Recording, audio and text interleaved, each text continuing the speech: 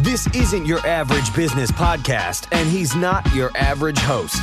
This is the James Altucher Show. Today on the James Altucher Show. The businesses that will not only survive but thrive the situation are the businesses that can pivot away from what they're doing right now and get into these phenomenally growing industries that we're seeing.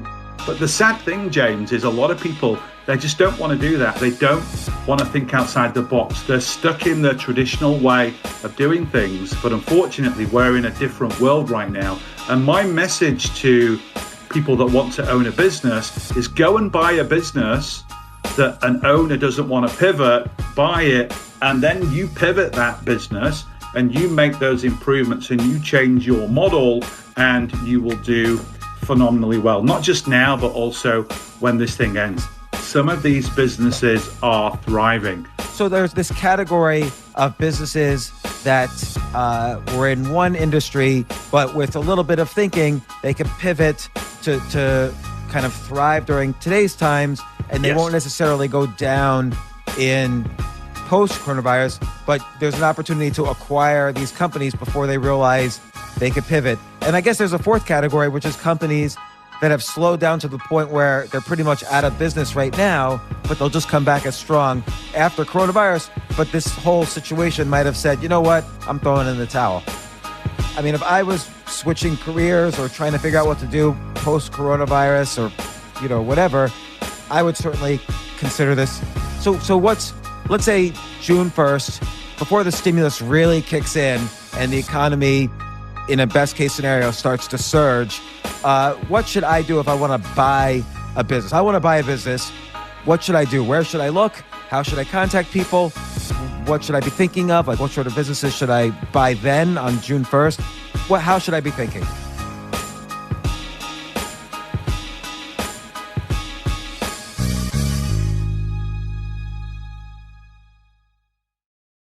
Well, once again, I am excited to have Carl Allen, deal maker extraordinaire, former corporate slave, but now has bought and sold hundreds of companies and also coaches other people how to do it.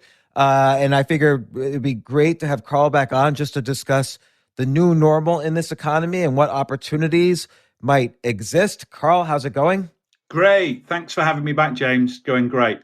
Yeah, Carl, it's such a weird time. And by the way, we were talking beforehand, you mentioned you even had coronavirus, so I'm glad you're feeling better. I'm looking at you through Squadcast, and you look healthy. Thank you. Yeah, I did you lose weight?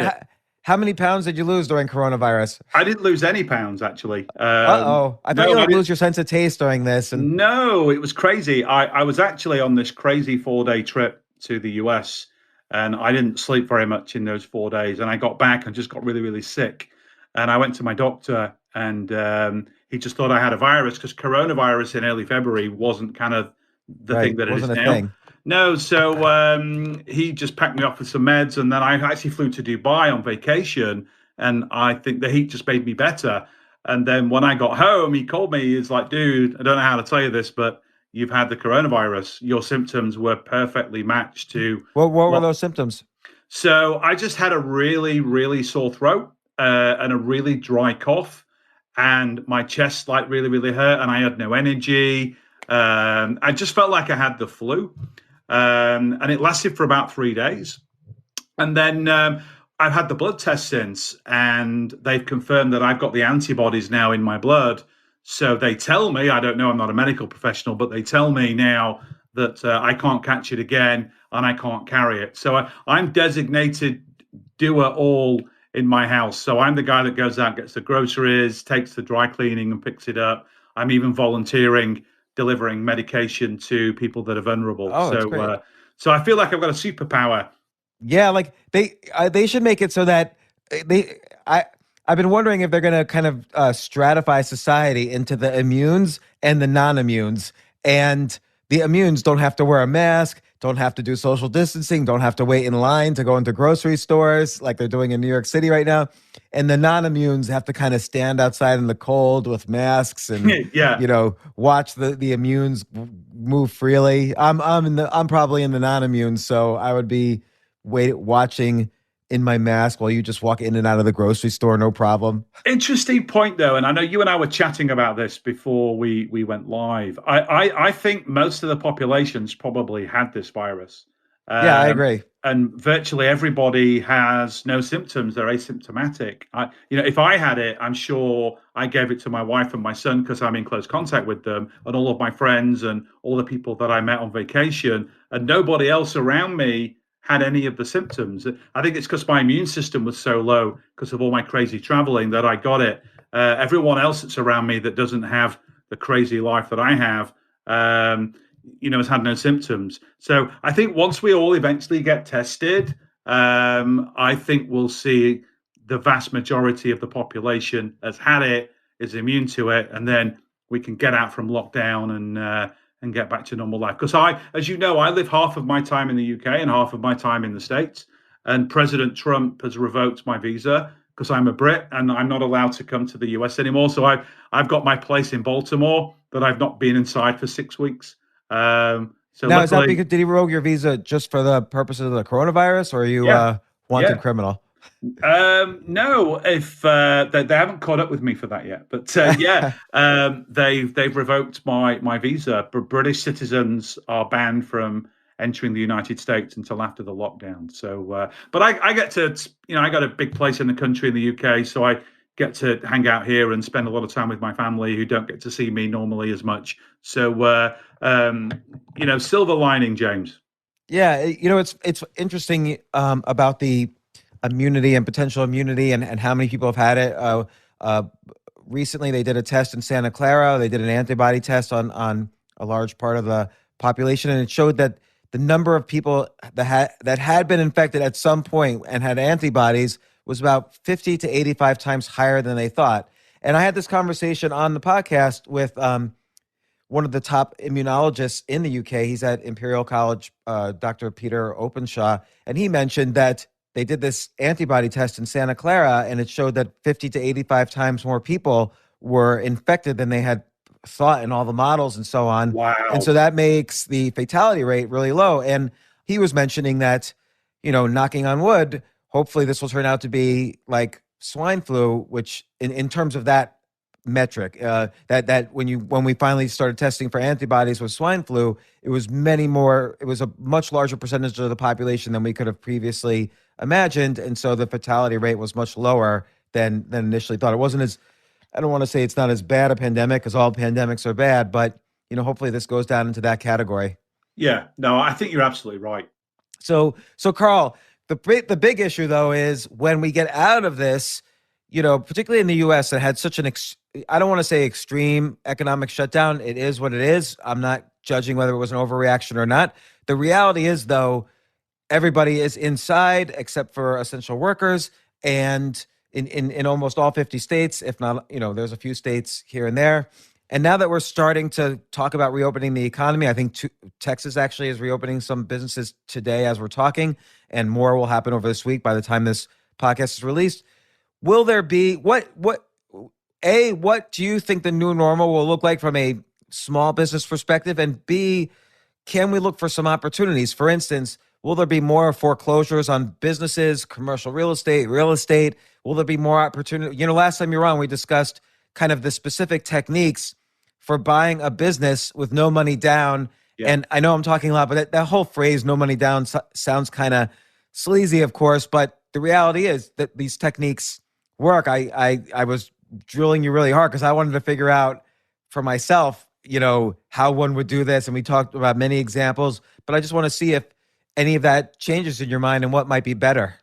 Yeah, so obviously in all walks of life, things are changing. The way we behave, the way we do things. I even think a lot of human behavior is going to change forever based on what we've been through over the past month or so. But when it comes to buying businesses, what's going to happen is two things. So the first thing that's going to happen is this situation, whether it's impacting businesses, their businesses or not, is going to drive a lot more sellers to the market. So as I mentioned last time, there's around 2.6 million businesses for sale today inside of the United States. And one of the reasons of that is baby boomers. So there's 10,000 baby boomers retiring every day, according to Forbes and the Wall Street Journal. And 90% of them own a small business. So every single day in America. Actually, I want to take some notes. So say that again about there's 2.6 million small businesses for sale. Yeah. How do you know that number? So we actually built a model. There's nobody in the world actually publishes that number. But what we did is we built a pretty sophisticated model looking at all the business broker websites, sampling a whole bunch of deal intermediaries like lawyers, CPAs, wealth managers, financiers, banks. And we statistically model with a high degree of probability what we think the actual number is. And it's between 2.5 and 2.6 million businesses. So that's roughly like 8 or 9% of total small businesses. And a small business is defined as a business with less than 500 employees. We define it as businesses with revenues sub $10 million. Okay. So sub $10 million, and that's obviously the majority of businesses anyway. There's 36.4 million businesses in the United States, and 99% of them are actually sub $10 million in revenues. Wow. So a lot of those are owned by baby boomers. I actually think we're going to get another baby boomer wave based on what's happening in quarantine. Obviously, couples don't have a lot of other things to do, so I think you'll see a lot more babies popping out 8-9 months from now. Some interesting statistics. There's a global condom shortage because most condoms are made by this one factory in Malaysia, and Malaysia's under total lockdown for the past 4 weeks. So there's probably 400 million condoms out of the global supply that normally would be there. Second, liquor sales are surging.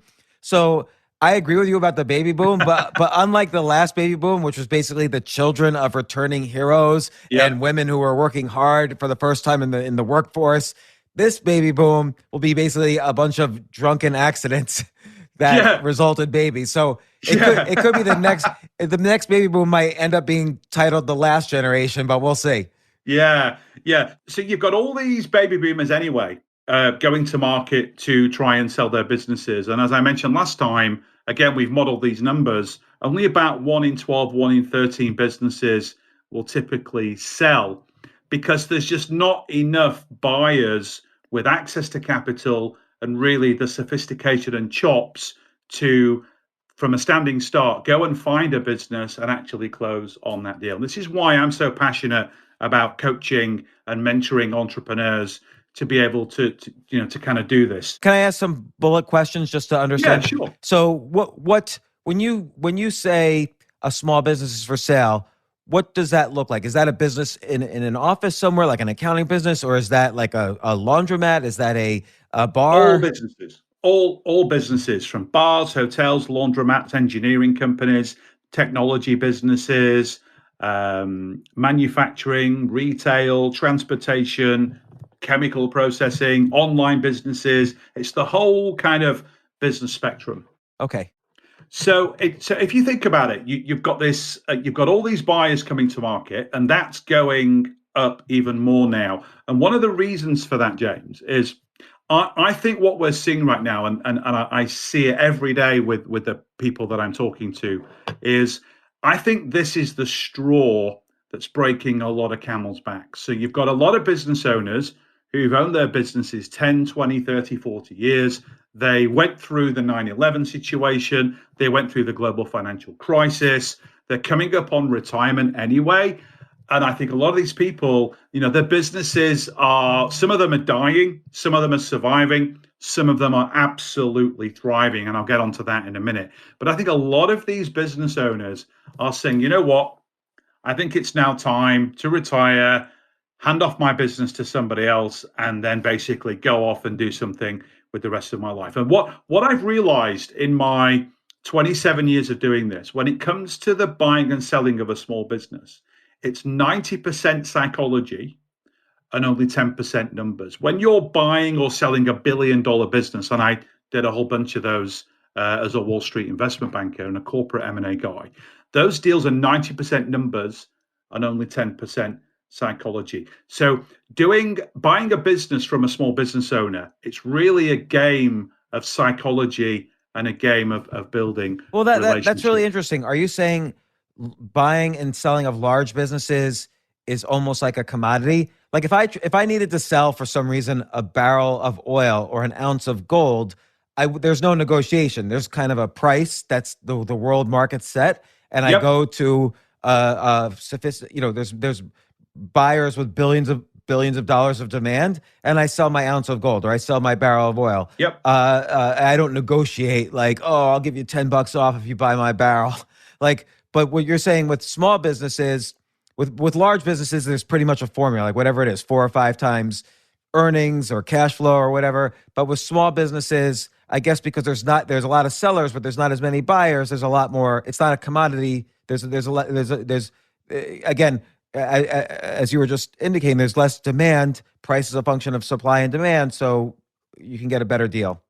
Yeah, and the other thing to factor in, and just going a bit deeper on the psychology, is, and I did a survey a number of years ago. I interviewed over 2,000 people that had sold their businesses, and the data blew me away. 79% of the people that I spoke to actually didn't sell their business for financial reasons. They got some money, but they were selling their businesses because they wanted to retire, they wanted to leave a legacy, they wanted somebody that would buy their business and be what I call a safe pair of hands. So protect the employees, protect the customers, keep the brand, keep the name above the door. One of the businesses I bought a couple of years ago, it's a really interesting story. I bought a media company in Burbank, California, that specialized in the radio industry. And the seller originally wanted $300,000 for this business. When you say media company, they were placing ads for people, or they were an information publication for radio professionals, or what type of business? Yeah, it was basically it was an aggregator of content. So it would make its own content and then license that out to other radio stations, because you got tens of thousands of radio stations all over the place, and most of them can't afford to create their own content. So we would make content and then we would license that content to radio stations so they don't have to produce their own. That was basically the business that we had, and we would take everyone else's content and we would aggregate it and also license it to other countries. For example, China goes crazy for US rock and roll and country and western. So we would do that. That was our business. And when I bought that business, the owner was more concerned about the legacy of the business than the money. So I ended up getting that business for 95% less than what she originally wanted, because I agreed in the legals not to change the name of the business and not to change the logo. This person was so much more interested in that than the physical hard dollars that she was actually going to get when she sold. Can I ask you some questions about it? Like, what were the earnings of the business? So it was doing just under $200,000 a year. In revenues or cash flow? In cash flow.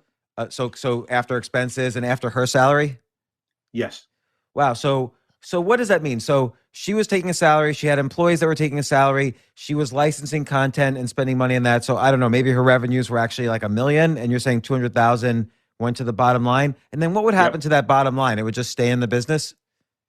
So she would either take it out as distributions or she would keep it in to grow. And she was struggling to grow. The business used to be a lot bigger, but it went down in terms of size. And, we picked it up really for kind of pennies on the dollar. So did you paid $15,000 up front? 17,500. 17,500. And then did you pay an ongoing thing out of your future profits? We did, but it was based on an earnout, and it was based on a pretty high kind of watermark level. So up until this day, we haven't made any of those payments. And what do you think the business is worth right now? Like, have you improved profits and revenues? A little bit. We think the business is probably worth $750,000 to $800,000. But you're able to pull out the profit and her salary. So what was she making per year, not counting the $200,000? Probably 1 to 150, including benefits. So essentially right now, in let's say the earnings were even a little low or even a little lower now, you could pull out, you spend 17,500 and you're pulling out 200,000 a year roughly in either income or profit. Yeah, you're making your money back in 1 month by doing that deal. I mean, that seems ludicrous. Like, is that common, or like, can I do that? It's common if you understand that these deals are more about psychology than they're more about numbers. Because she probably couldn't sell, like she probably would have had to shut the business down and just abandon it. Yeah, and the other issue is she didn't want to sell to a competitor, which is what we call a trade buyer. And the reason for that is when a company buys another company, they can do a lot of things to it. So asset stripping is one of the terms we see a lot. But they'll strip all the costs out of the business. They'll change the name, change the brand, probably get rid of a lot of the employees because they've already got them in their business. Right. They're basically buying sales and margin and customers. That's what they're buying. And that's what the big guys do. That's what Cisco do. That's what Facebook do. It's just the way mergers and acquisitions work at this kind of high level. And it's obviously transcended down into our marketplace. So for her, it was more important for her and her legacy to sell the business to somebody that was going to obviously grow it, but keep it the way that she wanted it to be kept. Keep the name, keep the location, keep the employees, treat the customers in the kind of same way, keep the building, keep all the things that she built that she's so passionate about. She'd rather sell it to me and my business partner for a considerably smaller amount than either A, close the doors, turn off the lights, shut the doors, then everyone loses, or sell it to a trade buyer for obviously more money, who's going to destroy that business, destroy her legacy, and then she's got nothing left to kind of remember what she's done. And this business was born in the 1980s, so it had been around for a number of years. As I said, it used to be a lot bigger, and it was declining. She just didn't have what it took to kind of stabilize it and take it to the next level. So and how much time now do you have to spend? Like, that seems like you have to call up radio stations or radio networks and pitch them on the content you have and license it to them. And then you also have to package together content to license. So it seems like it's man-hour intensive potentially. Absolutely, but not for me. I'm an owner investor, and I am in all of my businesses. I don't work in any of my businesses. I have, obviously, all these businesses have got employees, including the radio business, but more importantly, it has a GM that sits in that business every day. Like, I'm in the UK right now. I've been to California probably 3 times since I did that deal, and only once have I actually been into the business. I have a team and a GM running that business every day for me, so I don't have to. And there are some things that we check in on every week. I've got some KPI dashboards. I'm reviewing the numbers. We have a monthly, call it a board meeting, if you will, which means that business is trading and making money, and I don't have to be inside of it. And that's, for me, that's really, really important, because I'm an owner investor. That means I can own multiple businesses in loads of different countries and in loads of different niches. So in this example, though, if your manager of the business left, would you be in trouble? No, because I could promote somebody else from within. And they would know what to do. They would have, there's a good enough bench to promote someone. Yep. So the way we run our businesses, I don't know if you've ever been through the EOS stuff from Gino Wickman. We run our businesses like systems. So we have all of our standard operating procedures. We have a clearly defined culture and a strategy for what we're looking to do. There's three or maybe even 4 people in that business that could step into that GM seat really, really quickly. However, my secret when I'm putting a GM into a business is I massively incentivize them. I actually give them free equity, free ownership of the business, and I make them my partner. So why would they want to leave? They're building wealth by their shares going up in value as you grow that business. They're taking a decent chunk of the monthly cash flows because they're an equity partner of mine, And so they're earning 2 to 3 times what they would earn if they were going and working for somebody else. So there's a massive incentive for those people to stay in that business and help me grow it and help me profit from it. So now in this environment, like you said earlier, this might have been the tipping point for a lot of people to say, you know what, I don't even know how this business is going to fully recover. Maybe it's the right, and I've been getting kind of used. I don't know what they'll say, but I do agree with you. I think less people are going to be inclined to go back to their businesses. Now, not everybody, but like I'm thinking in terms of like just New York City where I am, not every restaurant owner is going to say, boy, I can't wait to reopen my restaurant and have nobody come to it. Because, most restaurants, as we talked about last time, most restaurants have only about 16 days of cash in the bank. And I'm just speaking about restaurants, but I imagine that's true for many small businesses, particularly with that are employee intensive or whatever. I'm part owner of a comedy club / bar, and I could say 16 days worth of cash. It's probably accurate. And we probably go through the same things. And the other factor is not that many small businesses were able to get small business loans in the stimulus package. Like we were standing in line at the bank to get the small business loans. It turned out Shake Shack and Roost Chris Steakhouse and all these mega businesses got it. And somehow, I don't understand. Many small businesses in New York City didn't. I don't know about other places. So all of these together, instead of 2.6 million businesses for sale and X number of buyers, how many businesses do you think now might be for sale? And I don't think there are many as buyers as before. So prices might go down. Yeah, absolutely. But I think what's interesting is if you take any typical small business owner anywhere in the world right now, they're going to fall into 3 camps. So you've got businesses that no matter what they're doing, they're just going to fail because they don't have any way to kind of pivot and survive what we're going through right now. Then you've got businesses that they're kind of immune to coronavirus, like transportation companies. Like I used to own a transportation company about 10 years ago in the UK. I wish I still owned it because holy cow, those guys are killing it right now because the volume of stuff that's being distributed, everyone's buying online, everyone's getting home deliveries for groceries because they don't want to go out to the store. All these transport companies are killing it right now. So that's the second camp. And those businesses, they're booming, their revenues are shooting up, their cash flows are doubling and tripling. What do they do? They're like a trucking company or a logistics company?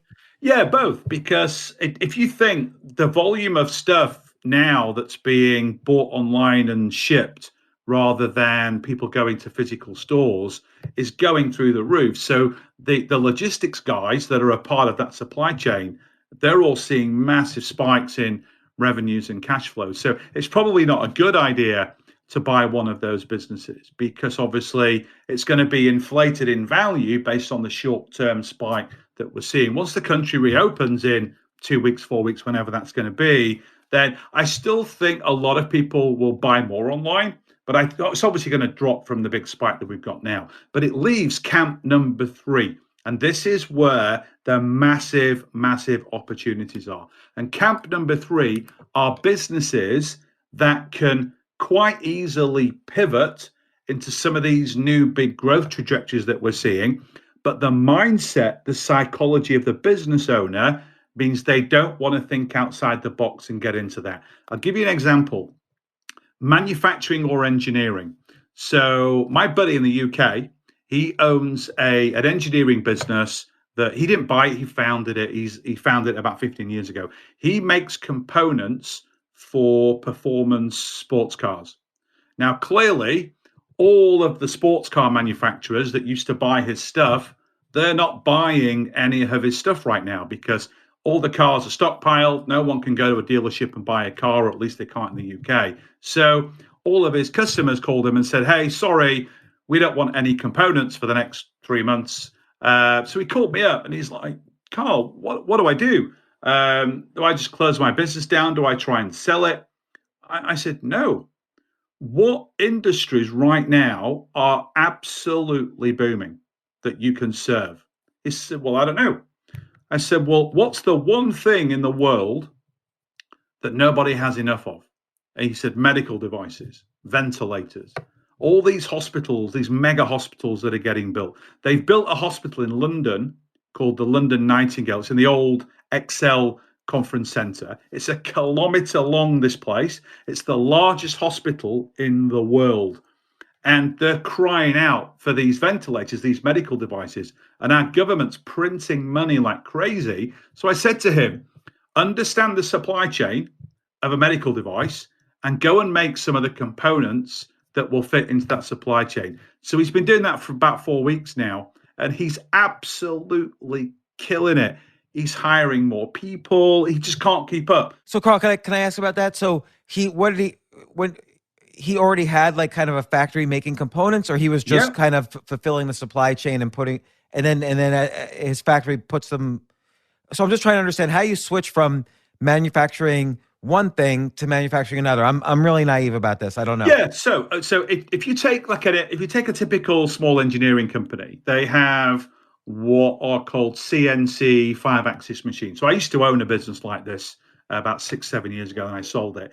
So you got these big machines in these businesses, and you stick a cube of metal into this machine, and you upload a drawing into the software, the CAD software. You push a button, and then this machine has all these cutting tools and different things, and it goes in and it whizzes around and it makes a component. It can make a component for an airplane, it can make a component for a car, it can make a component for a submarine, and it can make a component for a medical device.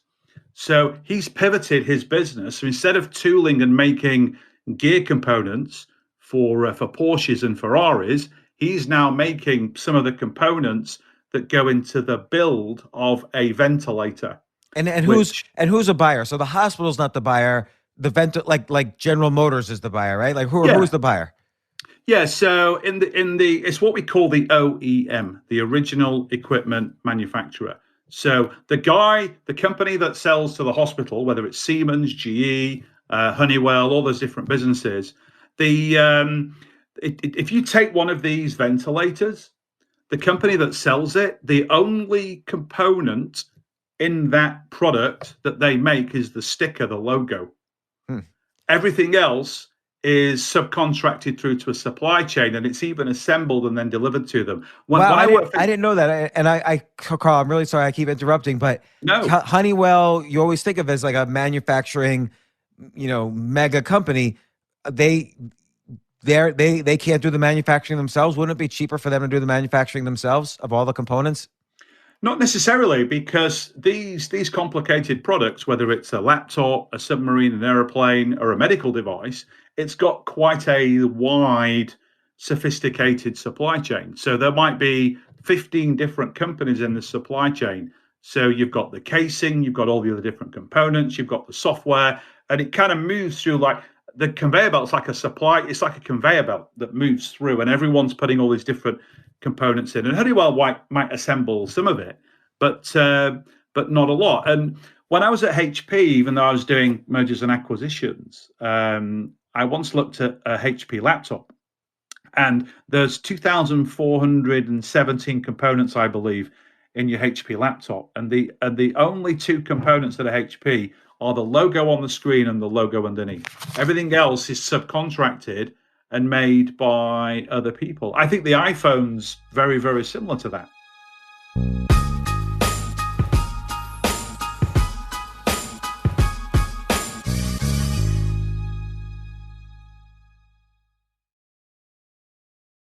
So your friend basically figured out how to make, I don't know, the side plate of a ventilator or some micro component of the ventilator, called up one of the people at the end of the supply chain, like a Honeywell, and what did he say? Did they already have people, or did he say, hey, include me in your order, or how did he get that deal?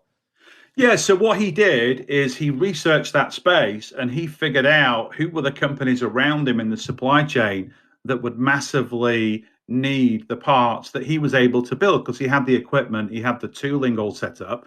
So he figured out what pieces were required, what were in the kind of hot demand, and then he basically set to building those components. And he's making more money now doing that than what he was doing before. And I was speaking to him on Fridays for the weekend. And I said to him, so after all this is over and Porsche call up and they want their components again, what are you going to do? He said, well, I'm going to stay in the medical supply chain because A, the margin's better. There's a lot more supply that I can serve. And my time to market is much faster because these people, they want this stuff like right now. I don't know what the total market is now for these ventilators, but it's got to be in the tens, if not hundreds of millions. Yeah. So that's just an that example. will end though at the end of this, right? So he'd have to figure out other medical devices to kind of cater to, or he goes back to what he was doing previously. And I'm seeing this in the clothing sector. So obviously, not a lot of people are going out right now, so they don't need new clothes. But these clothing companies, they're pivoting and they're solving the second biggest problem we have in the world right now, PPE. Which is PPE. And even companies like Burberry, one of the most expensive clothing brands in the world, they're not making clothes right now. They're making PPE. They've deployed their factories to solving the massive shortage of PPE. There's a worldwide shortage in the billions when it comes to PPE equipment. Even Zara, the big Spanish clothing company, they're doing the same. And where I'm going with this, James, is it's all about the businesses that will not only survive but thrive the situation are the businesses that can pivot away from what they're doing right now and get into these phenomenally growing industries that we're seeing. The technology industry is booming because everyone's working from home. Anybody that sells pretty much anything online, those guys are booming because you can't go out to a store to buy stuff now. You've got to buy it online. The whole logistics and distribution sector for getting all these things around are thriving as well. So for any business, you just need to pivot. I have a friend that owns a restaurant, and about a week into the lockdown, she called me and she said, I'm going to have to close the doors. I'm like, no, find all your customers, launch a Facebook app, tell everybody that you'll do home deliveries. So all the different things that they used to buy, tell them, my local wine kind of retailer, I called him and I said, dude, you got to be selling your wine to all your customers and, get involved in doing all that delivery. So I'm seeing loads of businesses pivoting and it's phenomenal. But let's talk about seeing a lot not. Let's talk about restaurant for just a quick second. So yes, restaurants are doing home deliveries, and in New York City, that's kind of just sort of baked into the ecosystem. There was Grubhub or Seamless, but like, let's say you're a restaurant in a highway shopping mall, but you had a good amount of customers, on the weekends from the local town or whatever. You're saying, figure out who your customers are, contact them, maybe, targeted advertising, or you have an email list or whatever, and maybe do some sort of, not only say you're available for home deliveries, but is there more to it? Like, hey, we'll deliver a week's worth of meals to you every week, or blah, blah, blah. Or what are you, how are they pivoting? That's different than the way they normally do it. Yeah, so I think a lot of it comes down to how well they know their customers. Do they have access to them in the methods that you've said? And if they're a great restaurant and they have a really loyal customer base and they do great food and they do great service, then the consumer, in my opinion, is going to want to still have an experience of that, even though they're locked down and they're staying at home. So it's those kind of loyal, raving fans. And what's great about social media is when, like, I did it. So my local Italian restaurant, she pivoted, went online. We bought some stuff, bought some alcohol from her as well, had a great meal at home. And then we shared that on Facebook. And then the following night, she had to get more people into the kitchen to service the demand. And she's doing phenomenally well because all of her friends and all of her good customers like me, they're sharing that experience and it's going viral. But the sad thing, James, is a lot of people, they just don't want to do that. They don't want to think outside the box. They're stuck in their traditional way of doing things. But unfortunately, we're in a different world right now. And my message to people that want to own a business is go and buy a business that an owner doesn't want to pivot, buy it and then you pivot that business and you make those improvements and you change your model, and you will do phenomenally well, not just now, but also when this thing ends. Because as I said before, I think a lot of behaviors are going to change. I'm certainly not going to eat out as much as I used to once this was all over. My family and I, we love kind of, evening dinner times. We sit down, we can all talk about our day. Obviously, I'm locked in my office for most of the day doing stuff. My son's being homeschooled, so he's doing all of his stuff. My wife's in the garden and taking care of the dogs. So at night, it's our favorite part of the day. We all sit down and we talk about our day. And obviously, we don't want to cook all the time. But getting all of our favorite foods from all of our favorite restaurants, kind of delivered to the house, it kind of gives us the best of both worlds. So Yeah. I think you'll see a lot of that going forward. Well, I agree, but two things. One is, yes, behaviors will change. Maybe it's a little bit uncertain. Like you say, you'll change your behavior, but younger people are still going to go out on dates, so they're going to need to go to a restaurant, or they're going to need to go out someplace. And the other thing is, it's like right now you can view this quarantine almost as like a drug rehab. So when a drug addict goes to rehab, they seem to get off the drugs. They're like, I'm never going to do it again. And then when they go back to their old circumstances, 95 times out of 100, they start using drugs again. And I'm wondering if after the lockdown's over, we follow that model more, rather than maybe this Stockholm syndrome that we're going through now, where we're just listening to the guards and not, we don't realize that once we get back into the normal world, we're going to get back to our normal habits. Yeah, and I think you're going to see some of that naturally. But, the fundamental rule for me in all business is find out what your customers want and give it to them better than anybody else.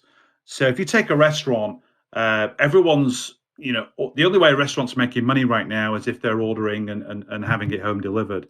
But then say a month from now, a lot of those customers will want to go back and eat inside of the restaurant, but some of them won't. And I think the testament of a great business is to do both, or figure out, where's your highest margin? Where can you make the most money? Where can you have the most impact? So maybe they have to do both. Maybe, I know in the UK, the whole kind of online delivery scenario, it's not as mature as it is in the United States. So I know when I'm in my place in Baltimore, I can go on Grubhub or Uber Eats and get whatever I want. In the UK, where I live in the middle of Lancashire countryside, we don't even have Uber.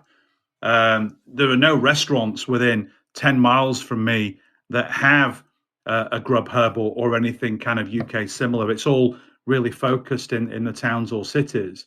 And what's really interesting is a lot of these restaurants, they've opened up Shopify stores and doing all these different things. And they're going directly to the customer. So they're not going through like an intermediary. And then what's interesting is a lot of the restaurants in my local town, which is called Clitheroe, which is about 10 miles from where I live in Lancashire. Their other issue was, well, okay, we can make all this stuff.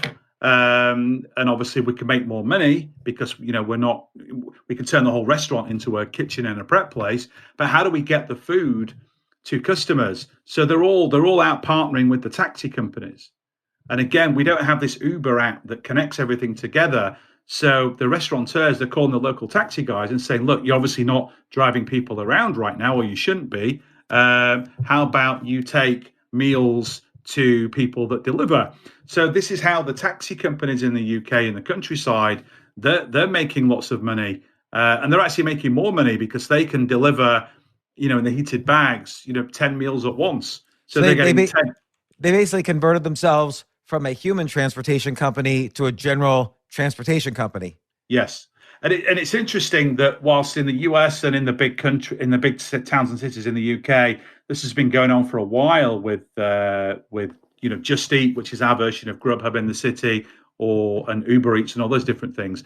What's this coronavirus is forcing a lot of these small kind of countrified businesses to kind of, get with the times. They're doing it because it's their only way that they're actually going to stay in business. But they're not only surviving, some of these businesses are thriving. So there's this category of businesses that were in one industry, but with a little bit of thinking, they could pivot to kind of thrive during today's times, and they won't necessarily go down in post-coronavirus, but there's an opportunity to acquire these companies before they realize they could pivot. And I guess there's a fourth category, which is companies that have slowed down to the point where they're pretty much out of business right now, but they'll come back just as strong.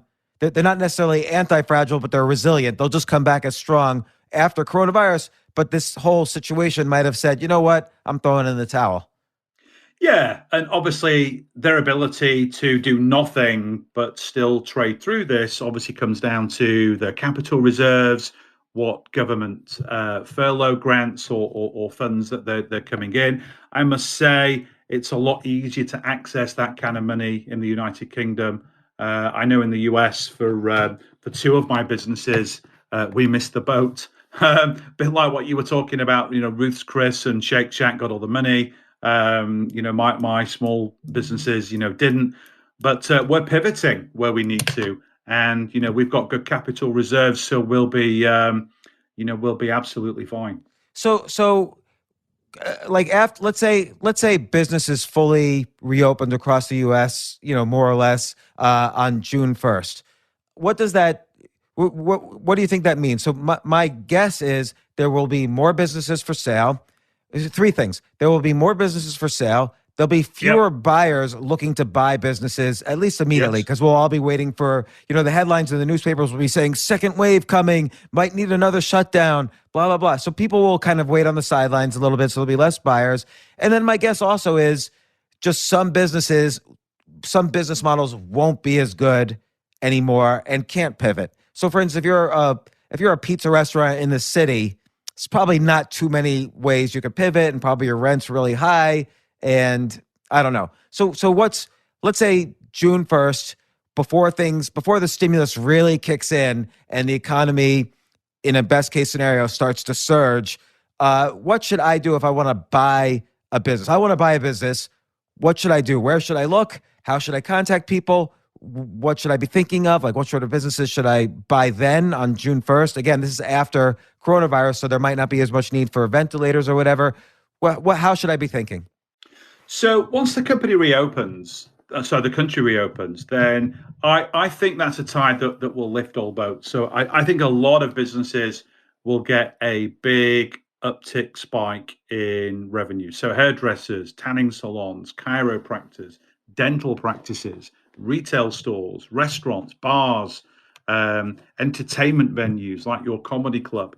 I think they're all going to see, because a lot of people, like the doors will be open, like everyone's going to kind of run out. But then I think within kind of 4 to 6 weeks, and things start to settle down, that's the time really to then be having a cold, hard look at things. And a lot of it still then for me comes down to, basic business fundamentals. What businesses can you add value to? So don't buy a business in a space that you know nothing about. If you've got a passion for a particular industry and you've got some chops in that space, go and buy a business in a place that you understand and you can add value to. And then the different methods of finding businesses, the big four that we talk about is, number one, go build relationships with people. So when people decide they want to sell their business, before they go anywhere near a business broker, and only 20% of businesses actually end up selling through business brokers. The other 80% are sold through their personal networks.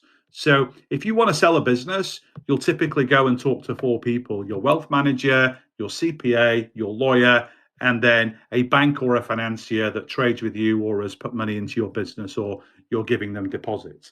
So go and talk to those people, and those people have access to what I call off-market deal flow. So businesses that they're for sale, but they haven't yet taken the step of hiring a business broker, paying the fee, and getting their business listed somewhere online like bizbuysell.com or something like that.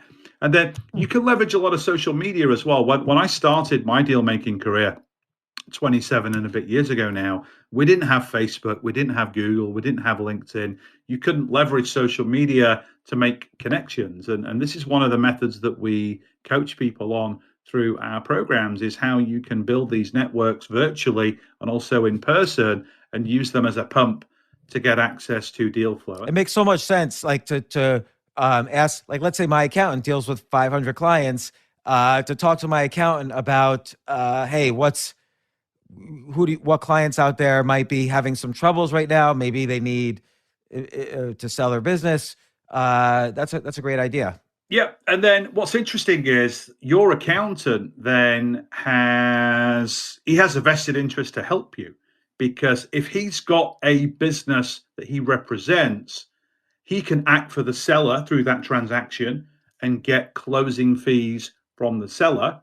Or if he doesn't have a client that meets your specification, let's say you wanted to buy a laundromat or another comic book store or whatever, and he doesn't have one of those clients, he's sufficiently networked with all the other CPAs in town and beyond that he can call them all up and say, hey, my client James wants to buy a laundromat. Do you have any clients that are looking to sell? And one of them will say, well, actually, yes, I do. I have a laundromat client. He wants to relocate to California. He doesn't want to stay in New York anymore. He's got this great business, got great cash flow. He wants to sell it. Then your CPA can act for you on the buying side, do the due diligence on the numbers, help you close the deal, and then you pay his fees as part of your closing costs once you take ownership of the business. So it's all about finding that kind of angle where that kind of deal intermediary can kind of lean in and support you either on the buy side, so helping you buy the business, or acting for a client on the sell side and helping the client project manage that deal through to its conclusion. So that's number one, build relationships.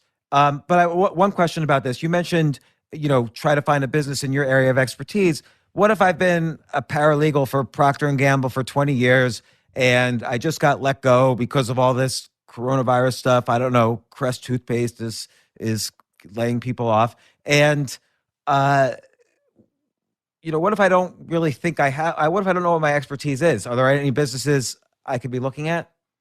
Yeah, so there's kind of three levels to this. The one is there are some people in this world that have what I call horizontal skill sets. So I'm one because I'm a deal maker.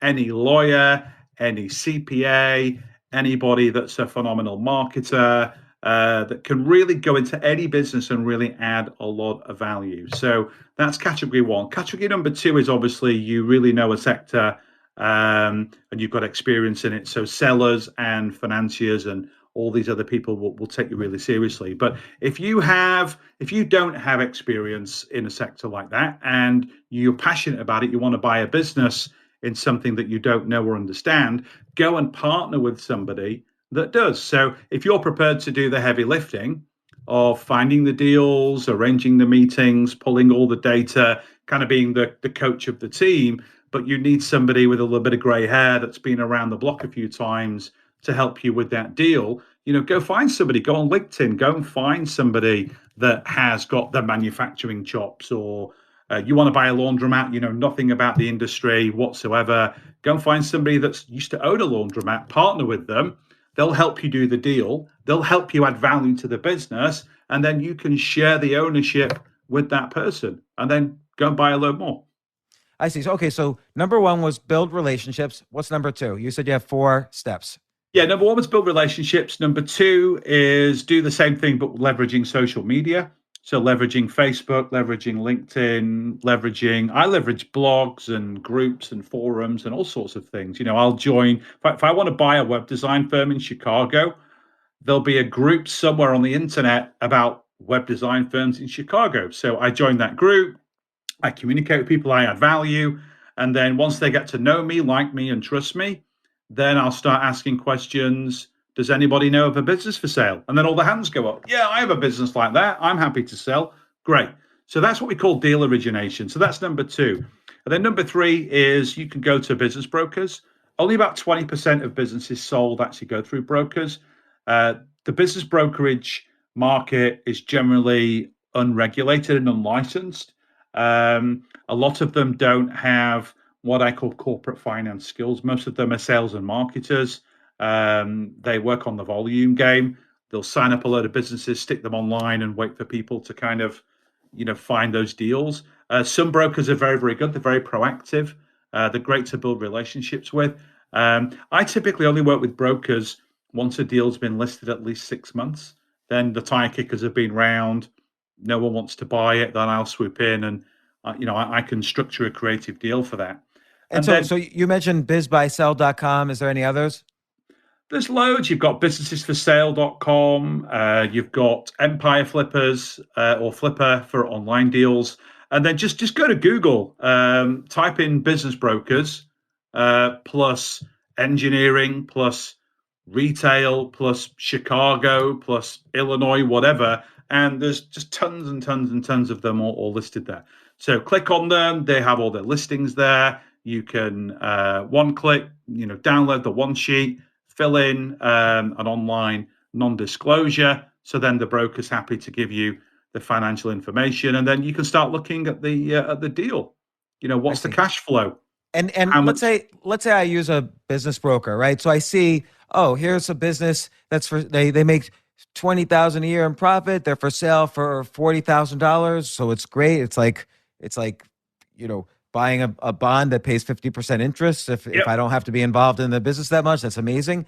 Yep. And is now and before we get to your step number 4, is now a good time where I could negotiate, because this uncertainty is the biggest heuristic, or the biggest factor of the new economy that's coming, is that we don't know.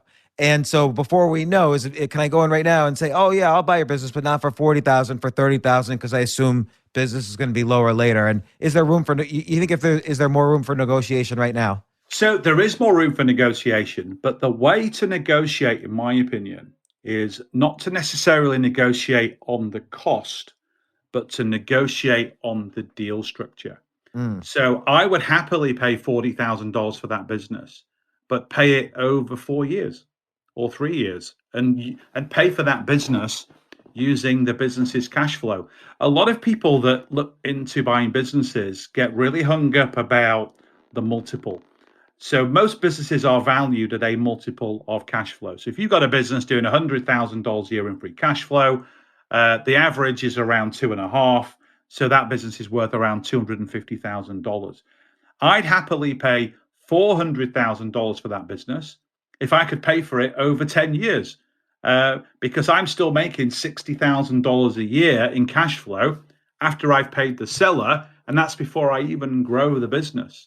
So I think where you can get a lot more negotiation into a deal now is not necessarily the valuation, although I do think valuations will come down. I think you'll have a lot more chance of success if you just pay the asking price, but park the majority, if not all of the money, into future payments. And that's called seller financing. And you can also do it through things called earnouts, which means you only pay if the business hits a certain level of revenue or a certain level of cash flow. What happens is paying it over time? It seems like it's a good way, because you're also reducing some risk. So let's say the business falls apart in a year, and you go through whatever the legal process of shutting down the business, whether it's bankruptcy or something else, and you won't have to pay. Do you have to pay after that in your deal, in the way you structure it? No, because what will normally happen let's say you were selling a business, James, that was doing $100,000 a year in free cash flow. And you said to me, I want a 2 times multiple. So Carl, cut me a check for $200K and you can have my business. And I said, well, actually, James, I'll give you $400,000 for your business, but I'm going to pay you over 10 years or 8 years, whatever that is. And that means is you don't need to go in and operate that business, but you're still getting the cash flow that you were probably getting from the owner of that business. Then what happens is, if I don't pay you the money for whatever reason, as the previous owner, you'll get the right to take the business back from me. So if I bought your business and it just didn't work out, I'd just hand you back the keys and walk away. I see. So it's built into the debt itself. Yes, it is. Just like any other, like if you buy a house on debt, the bank takes it over if you don't pay. Exactly. It's exactly the same thing. So provided you give the seller that security, then it's a win-win, because you're then buying the business without using your own money or even using any external financing. You're just paying the seller over time from the cash flows that the business generates. And if it doesn't work out for whatever reason, the only risk to yourself is your risk of time. So you've spent some time doing that deal and owning that business, whether you're running it yourself or you've got somebody else running it. That's the only risk to yourself. But if you've taken some money out of the deal, then obviously, you're in the black. That's why I go back to the rationale that, buy a business in a sector that you know something about and you understand and you can add value to, or partner with somebody that does. Then you're just maximizing your chances of really adding value, because there's three ways to make money from buying a business: through what we call a leverage buyout. So buying a business using other people's money. So the maximum amount of money that you're going to make is when you grow it and sell it. So if I bought your business for, let's say I ended up paying $400,000 for your business, but I'm paying you over time, and I grow that business to where it's doing $500,000 of free cash flow, and then I can probably sell that for, say, 6 times. I've just made $3 million from growing and selling your business, less any money I still owe you at the time that I sell. So let's say I still owed you $200K when I sold it. I'm walking away with $2.8 million for doing that deal. So that's where you make the most money. But then obviously, as the owner of a business, you're entitled to the cash flow the business generates, net what you're paying the seller to service the deal. But then in some cases, what you can do is you can buy a business that there's cash in the business the day you close that the seller's not taking. You don't need it to trade the business. You can just take it out as a distribution and pocket that money. So in most cases, I used to do that actually all the time. When I first started buying my own businesses back in 2008, I would only do deals where I could take some money off the table. And it was kind of short-term thinking, because the more cash flow you leave in a business, it's more ammunition for you to grow it. So you can grow it faster and bigger, which means that when you sell it, it's worth more, and you're generating many multiples of that money in your exit price, because you're exiting on a multiple of the cash flow that the business is generating. Right. So I want to go over that quickly, because it seems like maybe there's even more ways to make money. So you make money by one way is buying it, growing it, and selling it. Yep. So if you're buying it and selling it for 2.5 times cash flow, and you increase the cash flow, then you're making 2.5 times your increased cash flow. So you make more money. Not only that, the more cash flow the business has, the higher the multiple, so it compounds. Right. So I was going to say the second way is by expanding the multiple. So for a small business, it might be 2.5 times cash flow, but for a business with 10 million in earnings, it might be 20 times cash flow. And then there's the whole spectrum in between. That's how the stock market basically works. So that's the incentive to basically buy, like we talked before about, you could buy a laundromat that's making 100K for 2 times cash flow. But if you buy 10 of this laundromats and now you're making, $1 million in cash flow, maybe you could sell the whole thing for 3 times cash flow, and you just made $1 million when you back out all your expenses. You made an extra $1 million. Absolutely. And not only that, when you buy lots of businesses in the same sector, which is called a roll-up, what you will see is there'll be lots of economies of scale that you can generate. So if you look at a laundromat, one of their biggest expenses is capital equipment. If you're buying for 10 laundromats instead of 1, you're going to be paying a lot less per unit. So all that cost saving drops to the bottom line. So your cash flow goes up even more. Then your multiple goes up even more. So you get that compounding effect in terms of value. So so these are the 3 ways to make money. And you were mentioning the 4 ways to buy. The last one was kind of the business brokers. Is there a number 4? Yeah, number 4, go to events, which obviously you can't do right now. You can do all the other 3 on Zoom or Skype or whatever you want to do. But one of my favorite methods of deal origination is when, and a lot of people that do deals, they're in sales or they're engineers, they go to conventions, so they're out there networking and doing various things. So when you go to a trade event or any sort of event, what I do is I call the organizers ahead of the time, and in a lot of cases you can get the attendee list. and I'll look them up, or I hire a VA to look it up. And based on my spec, she'll tell me the 5 businesses that I should definitely connect with. And I go in and I have 5 playing cards, small size. And on the front, I write 5 things down about the owner. And on the back, I write 5 things down about the business. So when I bump into them, well, I seek them out. When I see them at the cocktail happy hour or at lunch, I'll go and sit next to them, and then I'll know everything about them. So I can build rapport, I can build a relationship inside of about 60 seconds, because I'll find them on Facebook. I'll know where they travel. I'll know what sports team they support. I'll know what kind of wine they like to drink. I'll know where they've used to work before they founded this business. So I can have this intelligent conversation with them.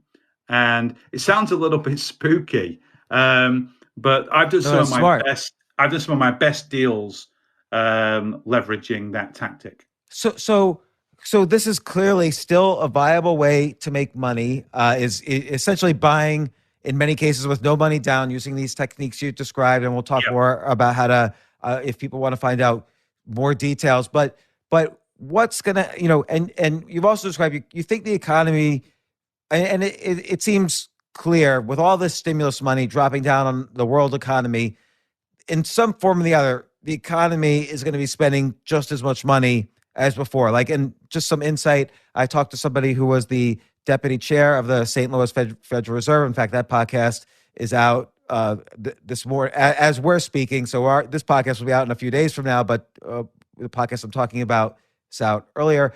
But he basically said they modeled how much money would be pulled out of the economy during this quarter, and the stimulus package basically replaces dollar for dollar that money. So he expects, as in some pockets, the same amount of spending eventually.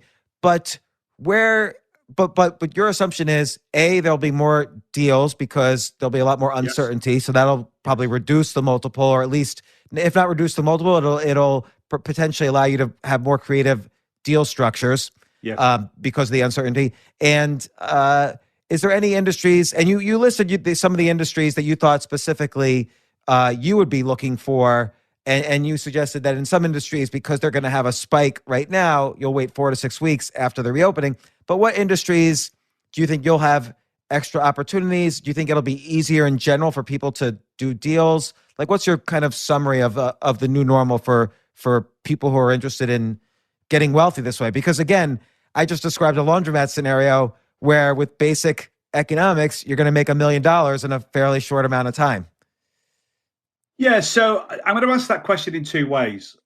Just going back to what I said before, really, you should do deals in sectors that you know and you understand. And if you don't, you should go and partner with somebody that does. Because it's one thing buying a business, but as the business owner, whether you're an owner investor like me or an owner manager, it's just a lot more fun when you're doing deals in sectors that you know something about and you can add value to. But there are sectors that are a lot better to do these types of deals. So anything in the engineering space, anything in the manufacturing space, anything in technology, anything in transportation, freight, logistics, and also things in construction, those are sectors. Most businesses, if the business owner is pivoting, like the examples I shared before, they will survive what we're going through. In a lot of cases, they can actually thrive.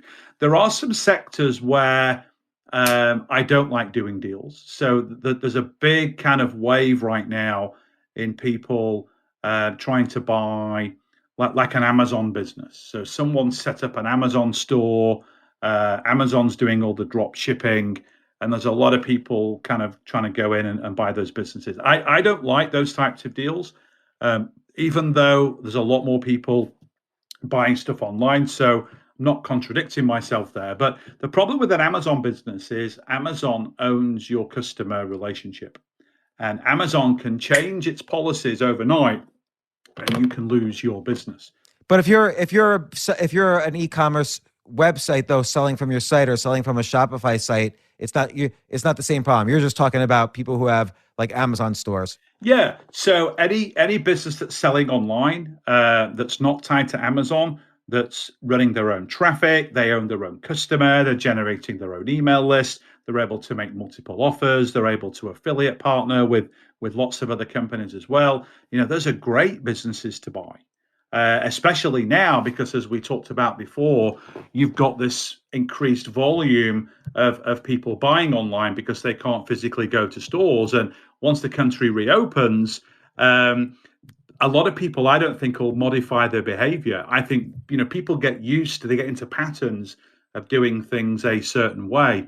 I know there's things that I'm buying online right now that I've never even thought about purchasing before. Like plants for my garden. I always used to go to the we call them garden centres in the UK, in the country, where you drive up. I open the boot of my wife's Range Rover. I fill it with all this stuff. I take it home. She beats me up because there's soil all over the back of her new car. And obviously those are all closed right now. So my wife was in the garden saying, hey, we need some more colour. We need all this stuff. We found this website, had great reviews. We bought a couple of $1,000s worth of stuff. It all came. It's stunning. We put it all in. We're never going to go to the garden centre again. We're going to buy everything online. So I think you'll see a lot of that behaviour modification in terms of, as consumers, how we behave, how we act, how we buy things, how we even consume things. So anything online is great for me. Would you buy a restaurant right now? Would I buy a restaurant right now? I would, if I could pivot that restaurant to service my customers online. So I would look for a restaurant that, number one, knew its customer base, so had access to its customers already on Facebook or through an email list, and they are kind of frequently doing promotions and all these different things. And I would want to buy a business that's got a really good brand and a really good reputation, where I know out there in the marketplace there is a crowd of raving fans that will still support this business and help it thrive through what we're doing. Normally, I'm not a massive fan of restaurants. The reason being is one of the biggest challenges in a restaurant is getting the right chef. And I'm not from that space. So if I was to do it, I would partner with somebody. So my business partner in Prox Capital, Adam Markley, James, who you met when I came to your house, he used to be the financial controller for Ruth's Chris. And he knows a lot about the restaurant industry. He and I actually were co-owners of a restaurant in Baltimore. Really? I'm actually a partner in a restaurant. And again, that business is pivoting. It's the breakfast lunch place near our offices, and that business. What's it pivoting to? Like making PPE? No. Just taking all their business online. And then basically utilizing virtually their entire footprint for kind of food prep and just expanding the capabilities. Because it's not a very big place. But again, just pivoting and just giving customers what they want. But we know our customer base. We're connected to them all the time. So we're able to reach out and keep engaging with them. Do you think movie theaters will get back to normal? That's a really good question, actually. I think the massive chains, probably not. I think naturally a lot more people have pivoted into, Netflix and Amazon Prime and all these other different channels. So I think a lot more people will stick doing that. But what I've seen, I've not seen a lot of this in the US, but what I've seen in the UK is, like, in my local town, there's this great new cinema that opened just before Christmas. I actually watched the latest Star Wars movie in there with my son. And you go in and it's like you pay double the price of a normal cinema ticket, but you go in and you've got huge, big, comfy sofas. They'll deliver food and drinks to your table. It's just a completely different customer experience. So I think companies like that, theaters like that, will do okay once we come out of lockdown, because they're watching the movies really the commodity. They're focusing on the real customer experience of families getting together, great food and drink delivered to your table, a fantastic experience where you can relax But I think the major cinema chains, yeah, I'm not so sure. The three industries I fear for: big cinema chains, cruise ships, and airlines. Those are the big three that, yeah, I'm a little bit concerned about. So Carl, this is super exciting. What I really like doing is this could actually, it's of course it's been entertaining and knowledgeable, but I think that there's actionable stuff here. People could go take your advice and change their lives. And I mean, if I was switching careers or trying to figure out what to do post coronavirus or whatever, I would certainly consider this, particularly considering that probably many local businesses are going out of business, or at least changing or selling or whatever. So how can people find more about you and what you do? And is there any kind of guide or something that they can read more about this? Yeah, sure. So I actually have a 7-day business buying training course. And is it online, or they have to go someplace? Or? No, yeah, it's online. It's online, pure online fulfillment. And what I've decided to do, as a great thank you and a great offer to you and your phenomenal tribe, is we're going to let you guys have it at a 75% discount. But please don't share this into the outside world. So if share this podcast as widely as possible. Yeah. So if you go to trainwithcarl.com/James, we've given all of your tribe a secret 75% discount. Oh, Carl, that's excellent. Hold on. Let me just go to that URL and see. trainwithcarl.com/James. And yeah, looks good. So, Carl, I really appreciate it. And thank you so much. And thank you for having me. You know what? Also, I'm going to invite people to ask questions on Twitter, which is basically, you're really good at figuring out industry by industry, how an industry could pivot. People should throw out what kind of businesses they either have or are looking at on Twitter. And maybe you and I could either answer them on Twitter or answer them on a future podcast. So absolutely, would love to. And again, Carl, I really appreciate it. So that's trainwithcarl.com. Yep. /James. Yep. So trainwithcarl.com/James. They get 75% off, and they can learn how to do all this. And Carl, once again, I appreciate it on such great lessons on buying a small business and how anybody can do it, and what's going to happen in this new normal. Such great advice, which I'm already thinking about several businesses I'm involved in and how they could do this. And I look forward to our next chat, and enjoy the rest of your time home if you can. I will. Thank you, James. Thanks, Carl. Great to talk to you. Thank you. Thank you. Bye. Bye.